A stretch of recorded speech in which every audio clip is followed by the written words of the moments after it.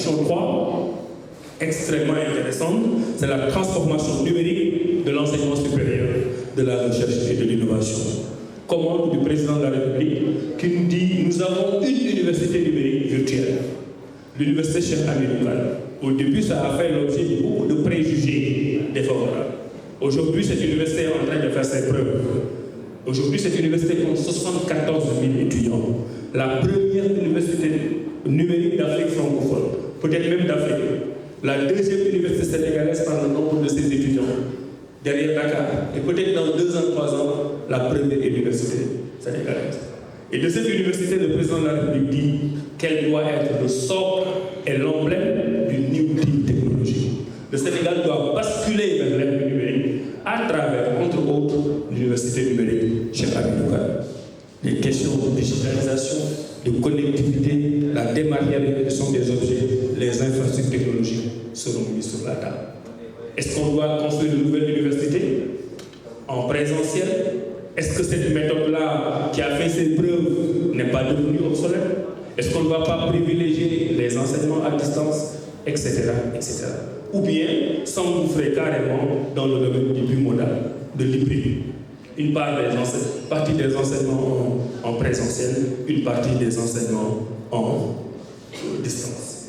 Des expériences montrent que beaucoup de masters, par exemple, dans ce pays, peuvent être mutualisés et faire l'objet d'enseignements à distance.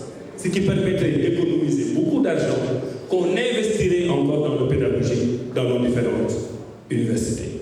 La commission 4, c'est la commission de la qualité, pertinence, professionnalisation et évaluation des formations, les savoirs endogènes, les classements dans les universités mondiales, qui donnent un certain nombre d'avantages, l'ANACSUP, qui est une institution inédite au Sénégal, qui surveille la qualité des enseignements dans nos différentes universités, les universités privées, etc. Là, tout à l'heure, je vous ai parlé des filières orphelines. Comment faire en sorte que dans les domaines de l'intelligence artificielle, du nucléaire civil, dans le domaine du spatial, dans tous ces domaines qu'on considère comme des chasses gardées de l'Occident, notre pays puisse se positionner pour continuer à lancer des satellites comme on l'a fait.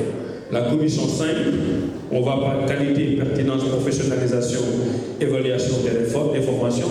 Le président de la République accorde beaucoup d'importance à la professionnalisation. Les ISEP et tout ce qui est équivalent des ISEP. Parce que chez nous, soit les gens ne sont pas bien formés, taux d'analphabétisme très élevé, ou ils sont trop bien formés. On n'est jamais trop bien formés, mais on a des gens qui sont hyper diplômés et d'autres qui ne sont pas diplômés. Et à l'intermédiaire, on n'a pas les petites mains qui font le travail.